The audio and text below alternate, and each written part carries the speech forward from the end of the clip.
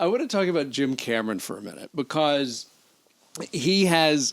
I'm sure you're all very close to him and maybe protective. So forgive me when I say he's known for being autocratic. He has admitted himself that sometimes he'd like to be more like Ron Howard on a set. But how has he changed from the first one to this one? I don't know. Like, change is a word that I've always. I'm a little sensitive to it. He's grown, just like everybody has. You know, there's just a natural progression in life when, as you're collecting experiences in your life, you just become more insightful, wiser. I like to compare him to a very fine Super Tuscan wine. It just gets better and better, you know, in time. And he's still the same Jim that I met in 2006, but obviously Sigourney can extend on that because she's known him, you know, for over, you know, since the 80s. But he's a great leader, and to lead, you know, heavy is the head that has to wear the crown.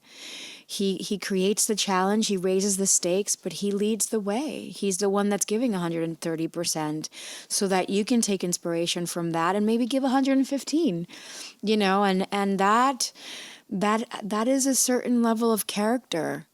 It's probably a very lonely path, but it's one that he gets to create his own path, and then we get to follow. I don't know. There's no other way to describe it. Huh. Sigourney, why did you, I assume that you first met when you were doing Aliens. You know, I feel like I met Jim through his sending me the script for Aliens. I was working in France with Gerard Depardieu, and I was sent this script it was from Fox too, but it was sort of from out of the blue. I didn't know they were trying to make a sequel, and his skill at creating this plot, these characters, this humor, this suspense, this terrifying story of this little girl at risk. I was so astonished by it. And then when I met Jim, you know, he wanted to know my opinion about all this stuff. I was like, listen, dude, I'm here. I think it's fabulous. He was, when I worked with him on Aliens, the English crew loved Ridley. You know, he was their guy. And so here comes this Canadian kid. They hadn't seen Terminator. So I think that was a hard shoot for him. And it wasn't until we were on tour that I looked over at him at the dinner table and I went, hey, you're funny, man. Where was this all that time?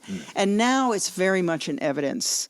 And since also he has children who were the same age as us kids, and he always said that they had taught him humility and something else. Anyway, he's very playful on the set with us. He is having the time of his life. He's very generous with the actors. We can suggest anything, but he's also he really loves what he's doing. And so and we're a big family on the set. I think that's part of the reason why we have 3 more coming at you.